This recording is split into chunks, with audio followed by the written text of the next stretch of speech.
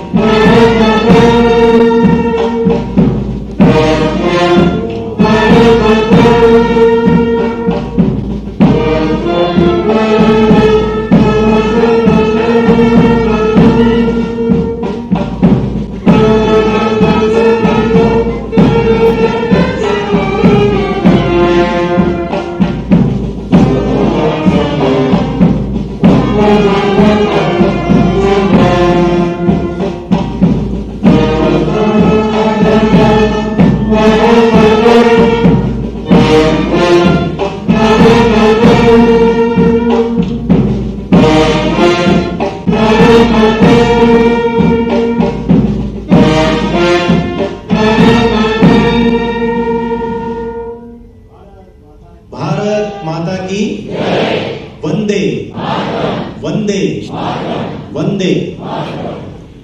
बहुत बहुत धन्यवाद। आप सबसे आग्रह है कि अपनी आसन स्वीकारें। मित्रों, प्रत्येक कार्यक्रम की आयोजना को हम प्रारंभ करते हैं साक्षात भुवन भास्कर सूर्य देवता के प्रतीक दीपक के प्रज्वलन से। मैं हमारे सभी वरेण्य अतिथिगण से आग्रह करूंगा, माननीय उपराष्ट्रपति जी, माननीय राज्यपाल जी, माननीय मुख्यमंत्री जी, हमारे मंत्रीगण द्वय, आदरणीय ताई, सभी दीप प्रज्वलन कर और हम सबके प्रेरणा पुरुष श्रद्धेय अटल जी के समक्ष पुष्पार्चन अर्पित कर विधिवत कार्यक्रम का शुभारंभ करें। और साथ ही यहाँ समक्ष जो बच्चों की एक छोटी सी टोली उपस्थित है, ये टोली अपना नृत्य प्रस्तुत करने वाली है गणेश वंदना के रूप में। मैं चाहूंगा कि बच्चे भी अपनी प्रस्तुति प्रारंभ करें।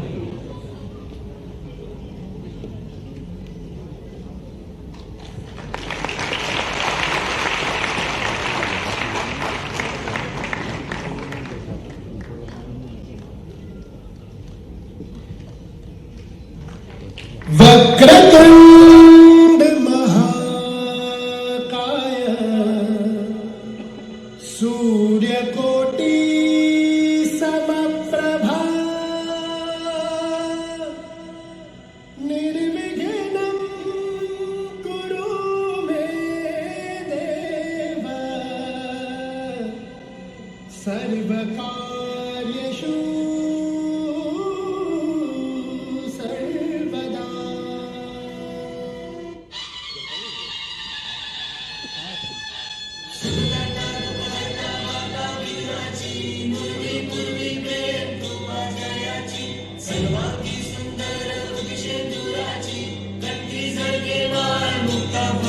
जय देव जय देव जय मंत्र मूर्ति हो श्रीमंत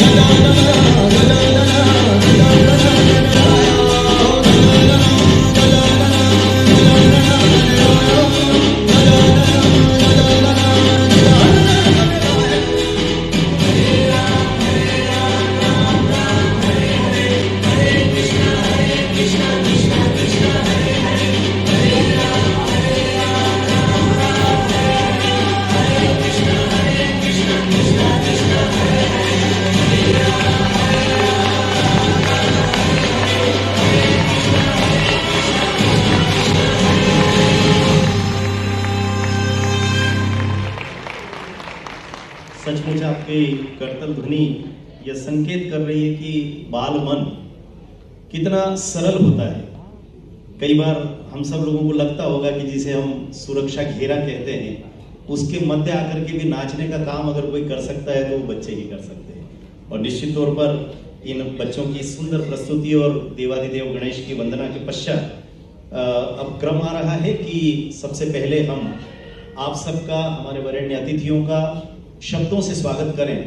और स्वाभाविक रूप से आज की यजमान, यानी जैसा मैंने प्रारंभ में उल्लेख किया था कि अटल जी के आलेखों में, भिन्न भिन्न स्थानों पर, उनके स्मृति ग्रंथों में एक लाडली भतीजी अपने बचपन को जीवंत करती हुई अटल जी के कंधों पर झूमी हुई है, और वह चित्र होता है हमारी आदरणीय माला दीदी का। माला दीदी अटल फाउंडेशन की अध्यक्ष भी हैं, और मैं चाहूंगा कि वे अपने भाव पुष्प अर्पित करें हमारे सभी माननीय अतिथियों का, और यहाँ पधारे आप सब जन का भी अटल फाउंडेशन की ओर से स्वागत करें। मैं निमंत्रण दे रहा हूं आदरणीय माला दीदी को।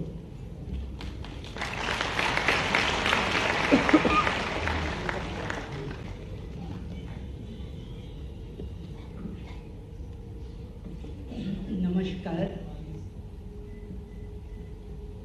माननीय उपराष्ट्रपति महोदय, माननीय मुख्यमंत्री जी, माननीय आदरणीय हमारी ताई राज्यपाल जी, हमारी विशेष वरिष्ठ हमारे आदरणीय जटिया जी, विक्रम पवार जी, जिनके मार्गदर्शन में ये हमने कार्यक्रम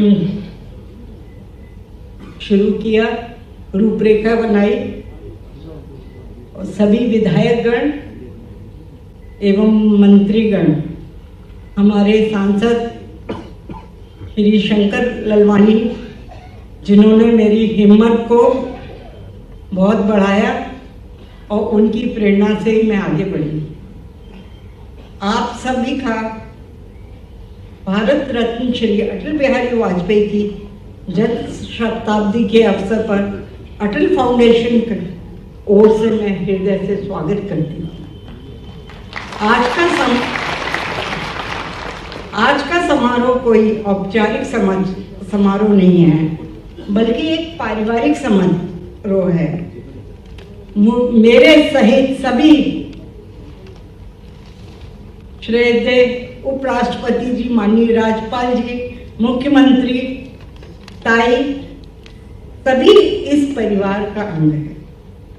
मैंने भी निमंत्रण दिया अपने परिवार के बड़ों के रूप में, और इसमें स्नेह भाव से सब ने आत्मीयता से स्वागत किया।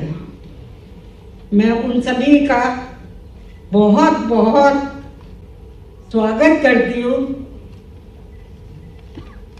केवल अटल जी ही नहीं, इस युग को याद करने का अवसर है। हम महान व्यक्ति को नमन करते हैं जो राजनीति की मर्यादा को हिमालय से बड़ा सत्या का सेवक का माध्यम बनाया और जीवन को देश के नाम अर्पित किया। आज इस मंच से मैं अटल फाउंडेशन की अध्यक्ष नहीं, अटल जी के परिवार की सदस्य के रूप में खड़ी हूँ। मैं पंडित सदा बिहारी वाजपेयी की सबसे छोटी बेटी हूँ, जो अटल जी के बड़े भाई थे। जो पौधा श्रद्धेय अटल जी ने लगाया भाजपा के रूप में, वो आज बरगद की तरह रूप ले लिया है, और वह परिवार का एक विषय। और ये जो हमारा भाजपा का परिवार है, विश्व में सबसे बड़ी पार्टी के रूप में स्थापित हुआ है। मेरे लिए अटल जी केवल देश के प्रधानमंत्री नहीं, उनका नाम लेते ही बचपन की मधुर स्मरण आती है। कैसे उनके साथ दिन बिताए, कैसे घर का माहौल त्योहार में बदलता था। वो हर घर के व्यक्ति को, हर बच्चों को बहुत प्यार करते थे। और उनका अपने बड़े भाइयों के प्रति बहुत सम्मान था। उनकी बहनों के साथ भी वो राखी का इंतजार करते थे और त्योहार एक साथ मनाने का उनका बहुत मन रहता था और ज्यादातर वो कोशिश ही करते थे कि हर त्योहार पर सब परिवार एक साथ रहे। चूंकि हमारे पिताजी घर के मुखिया जैसे ही थे तो सब पूरा परिवार उसी घर में इकट्ठा होता था और करीब हम लोग 20-25 लोग मिलके खूब तांगियों में जाकर फिल्में देखना, बच्चों के साथ बच्चे बनना उनका स्वभाव था। अटल जी किसी नाम के मोहताज नहीं, पूरे देश के थे और वह न किसी के एक के थे, पूरा देशवासी उनको चाहता था। उनको अजात शत्रु ऐसे ही नहीं कहा गया। उनकी सोच में भविष्य की कल्पना, उनके शब्दों में संवेदना, उनके जीवन में राष्ट्र प्रथम भाव था। हम उनकी शताब्दी पे कुछ उनसे सीखते हैं और यहाँ संकल्प लेते हैं कि हम सत्य मर्यादा का जीवन अपनाएंगे। हम युवाओं और राष्ट्र को प्रेरित करेंगे, भारत में सुशासन सेवा का मार्ग दिखाएंगे और अटल जी के भावों को आगे बढ़ाएंगे। अटल फाउंडेशन ये विश्वास दिलाता है कि उनके स्मृति तक सीमित नहीं रहेंगे, बल्कि सेवा, शिक्षा और राष्ट्र भक्ति के रूप में समाज में जीवित रहेंगे। आज हम इस आयोजन के विषय गरिमा देने के लिए माननीय उपराष्ट्रपति महोदय का अटल फाउंडेशन एवं समस्त हमारे देशवासियों और इंदौर वासियों की तरफ से बहुत अभिनंदन करती हूँ और मंच आसीन बैठे सभी अतिथियों का, कार्यकर्ताओं का हृदय से धन्यवाद देती हूँ। बस 2 शब्द उनके हमेशा याद आते हैं। मैं जी भर जिया, मैं मन से मरूं, लौट कर आऊंगा, कुछ से क्यों डरूं। आज पूरा भारत कह रहा है वे लौट आए हैं, वे हमारे हृदय में हैं, हमारे विचारों में हैं, हमारे कर्तव्यों में हैं और हमारे उज्जवल भविष्य के विश्वास में हैं। जय अटल, जय भारत, वंदे मातरम।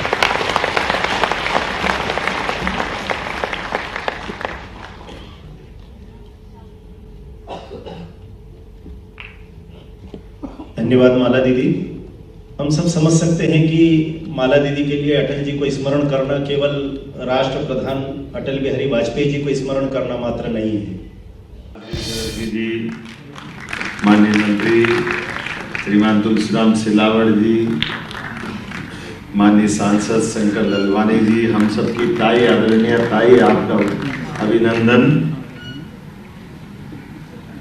और महापौर पुष्पमित्र भार्गव जी, माला दीदी का तो स्नेह और उनका आज का जो चेहरे का आभा मंडल कार्यक्रम के साथ खिलता जा रहा आनंद अलग प्रकार से।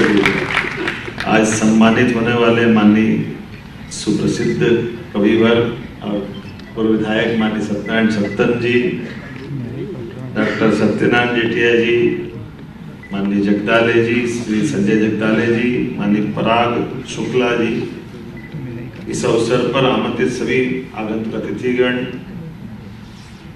भाइयों बहनों, पत्रकार साथियों, सच में राष्ट्रनीति के शिखर पुरुष, राजनीति के अजात शत्रु और विचारों की दृढ़ता और भारतीय लोकतंत्र की मर्यादा के प्रति भारत रत्न अटल बिहारी वाजपेयी जी की स्मृति पे आयोजन, मैं आप सबका प्रणाम करता हूं, आप सबको बधाई देता हूं। इतना ये सुंदर आयोजन,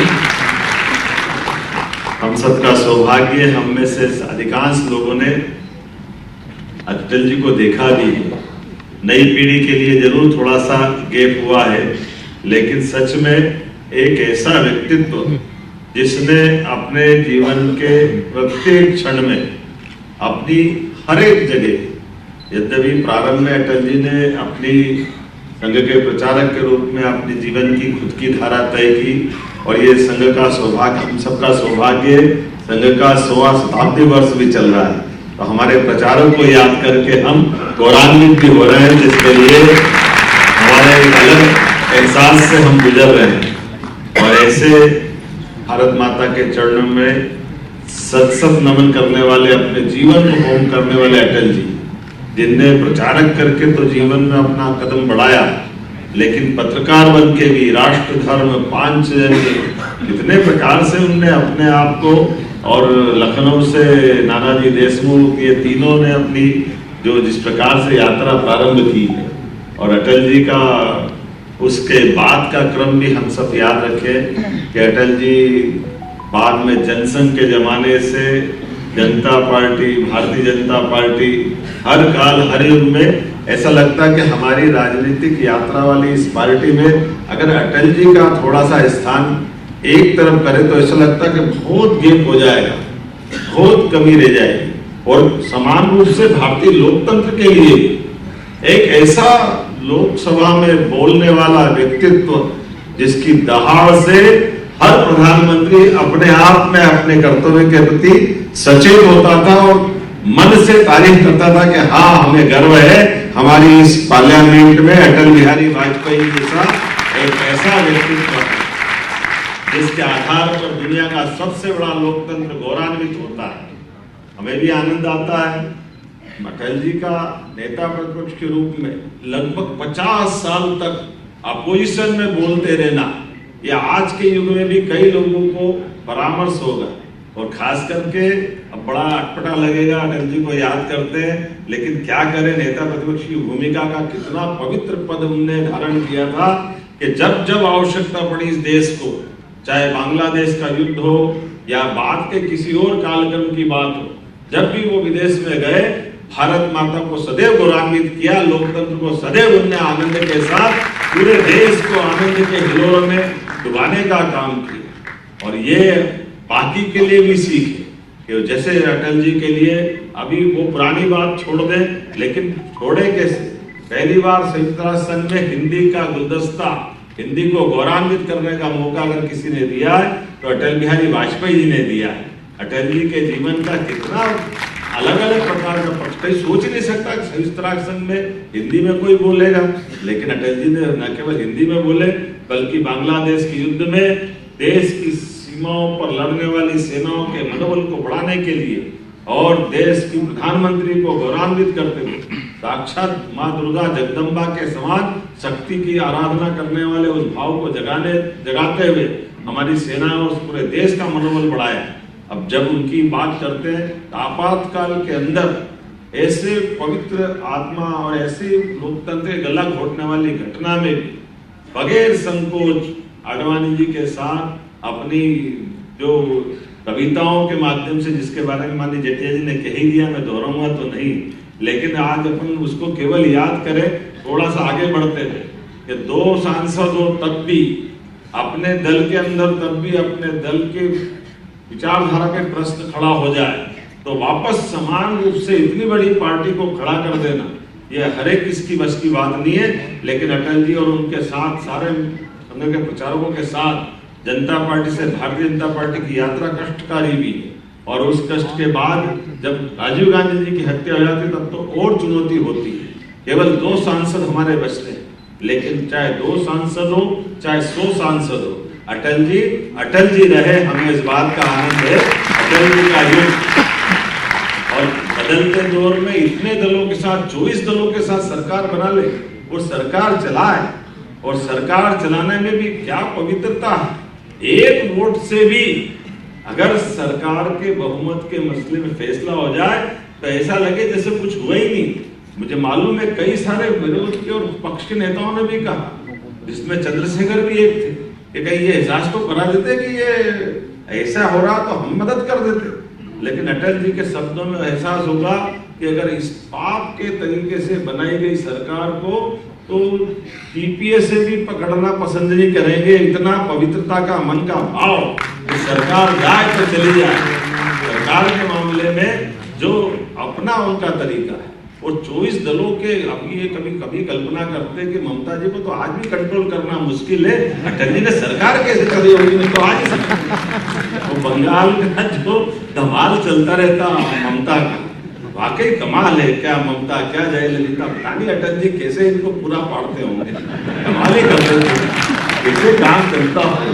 और मायावती, हाँ एक से बढ़ के एक, क्या मायावती, क्या जयललिता, क्या ममता, सब जगदम्बा ही जगदम्बा, आनंद ही आनंद, कैसे काम चलता होगा। लेकिन अटल जी आनंद के साथ आराम से धीरे धीरे, और उनकी दुनिया भी कैसी थी, सरकार चलाई तो कैसी चले। हम तो सब आनंद के साथ, इतने दलों की सरकार चलाए तो कलेजा चाहिए। और सरकार चलाने में भी जिस प्रकार से उन्होंने परमाणु बम के मसले पे निर्णय कराया और किया कि हाँ भारत को शक्ति संपन्न होना चाहिए, भारत को स्वाभिमान के साथ जीने का अधिकार है, तो आनंद आता था। एक साथ नहीं फोड़े, रोज एक बम, आज एक बम फोड़ा, पूरा देश उछल गया, दूसरे दिन फिर दूसरा फोड़ दिया। लोगों ने कहा प्रतिबंध लगा देंगे, तो तीसरे दिन फिर फोड़ दिया। उन्होंने कहा अब तो बिल्कुल बात नहीं करेंगे, चौथे दिन फिर फोड़ दिया। ये अटल जी कर सकते थे। जितने चिड़ा चिड़ा के, मैं मालवी भाषा में अगर बोलूं तो किसी को आदमी को थोड़ा खजवाने के काम की दृष्टि से, लेकिन देश के स्वाभिमान के लिए जो आनंद के साथ उसने अपने लिए देश की धारा बना के दिखाई और सिखाई, वो हमको उस परमाणु बम की ताकत के साथ भारत को शक्ति संपन्न बनाने में जो योगदान उन्होंने दिए, और जो उनका वाक्य है कि सब बदल सकते, पड़ोसी नहीं बदल सकते, इतने प्रकार से प्रयास किए, ये अटल जी ही कर सकते थे। पाकिस्तान से भी कोई परेशानी नहीं। लेकिन अगर पाकिस्तान ने गड़बड़ी की है तो टाइगर हिल की लड़ाई को, एक एक दिन को याद करो। हमने न केवल टाइगर हिल में स्वाभिमान को बचाया, अपने देश की सीमाओं की रक्षा करके भी दुनिया में संदेश दिया। ये अटल जी ही कर सकते थे। हम सबका सौभाग्य जिस प्रकार से पाकिस्तान ने हमारी सीमाओं के अंदर आकर के, लेकिन एक नहीं बहुत सारी बात बोल सकते हैं। आज बोलने का नहीं है समय, केवल सुनने का है। और आज अटल जी का जब जन्म शताब्दी वर्ष मना रहे हैं तो उस आनंद में भी हम डूबे। मुझे इस बात की प्रसन्नता, माननीय महामहिम, हमारे यहाँ 25 तारीख को जब जन्म शताब्दी वर्ष का समापन होगा, हमारी सरकार के गठन के बाद माननीय प्रधानमंत्री जी के आशीर्वाद के साथ हमने हमारे हर वर्ग के कल्याण के लिए जो अटल जी का सपना था, इसलिए उनकी कविताओं के भाव में ध्यान में आ जाता है। कितने प्रकार से बोलते हैं, ऊंचे पहाड़ पर पेड़ नहीं लगते, पौधे नहीं उगते, ना घास जमती है सिर्फ बर्फ जो कफन की तरह सफेद और मौत की तरह ठंडी होती है। खेलती उससे, बर्फ से क्या होता है ये अटल जी बताते हैं। खेलती है खिलखिलाती नदी जिसका रूप धारण कर अपने भाग्य पर बर्फ बूंद बूंद रोती है। ये जो उनका भाव है कि हमारे ऊंचाई देने के मामले में भी हमारे जीवन में जब तक सब समाज को लिए साथ है, आगे है बढ़ते जाना, जब तक ये भाव नहीं आएगा, ना ऊंचाई पे ना नीचे पे, समभाव से लोकतंत्र की इस आभा को बढ़ाने के लिए एक ऐसा व्यक्तित्व हमारे बीच से, खासकर हमको तो और हमारा आनंद डबल हो जाता है जब अटल जी के बारे में कहा जाता। तो अटल जी हमारे प्रदेश के हैं, मध्य प्रदेश के हैं, ग्वालियर से निकल करके दुनिया के अंदर में लोकतंत्र को गौरवान्वित किया। आज उनकी जन्म शताब्दी वर्ष मना रहे हैं तो उस आनंद में हम सराबोर हैं। और अटल जी की जन्म शताब्दी को हम इसीलिए उद्योग रोजगार वर्ष के समापन के अवसर पर एक ही दिन में माननीय गृह मंत्री जी के माध्यम से 25 तारीख को ग्वालियर से 2 लाख करोड़ से ज्यादा के उद्योगों के भूमि पूजन लोकार्पण अटल जी को समर्पित करने वाले हैं। हमने इस कार्यक्रम की रचना बनाई है, इसलिए सच्ची श्रद्धांजलि अटल जी के लिए होगी। आज के इस अवसर पर पुनः मैं सभी महामहिम सहित सभी सम्मानीय अतिथियों का अभिनंदन करते हुए अपनी बात समाप्त करता हूँ। बहुत बहुत धन्यवाद। भारत माता की जय। निश्चय ही मोहन जी एक श्रेष्ठ नेतृत्व करता तो है ही, लेकिन जमीन से जुड़ा होना और लोग से जुड़ा होना, ये उनके उद्बोधनों में भी हम सब लोग अनुभव करते हैं। विशेष करके स्मरण कराया उन्होंने पोखरण के विस्फोट का, स्मरण कराया कारगिल के युद्ध का। केवल एक याद दिलाना चाहता हूँ हम सबको, स्मरण में भी है कि जब व्हाइट हाउस से अमेरिका से फोन आया था अटल जी के पास कि पाकिस्तान संभवतः आप पर परमाणु अस्त्रों से हमला कर सकता है, अटल जी ने एक वाक्य कहा था अपने चिर परिचित अंदाज में कि हाँ मैं अपने